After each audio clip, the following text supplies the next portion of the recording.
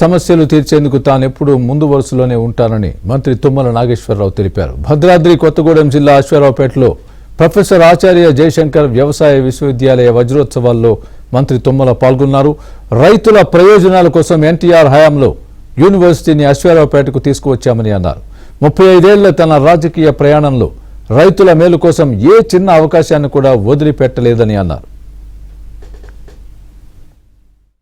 పేట వ్యవసాయ కళాశాల అని చెప్పి ఊహించలేదు.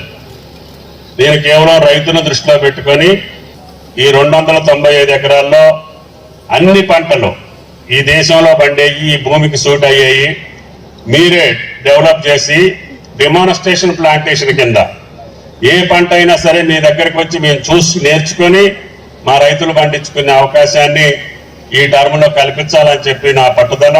ఈ మనం చేసేటటువంటి విజ్ఞానం రైతుకు అందాలి, అతను లాభం పొందాలి, ఆ లాభం ఆయన కుటుంబంలో చిరునవ్వులు చెందాలి.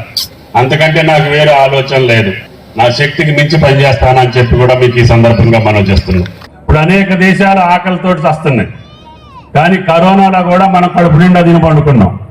అంటే మన రైతన్న యొక్క దయ అని చెప్పి మీకు ఈ సందర్భంగా మనం చేస్తాం. ఆ పూజ్యులు ఎన్టీ రామారావు గారు ఇచ్చినటువంటి ఈ వనం మీ జీవితాల్లో వెలుగులు నింపటమే కాదు, మీ శక్తి వల్ల, మీ ప్రజ్ఞ వల్ల మీరు ఇచ్చేటటువంటి భవిష్యత్తుని ఈ రాష్ట్ర రైతాంగానికే కాకుండా దేశానికి ఉపయోగపడాలని చెప్పి విద్యార్థులందరినీ కోరుకుంటూ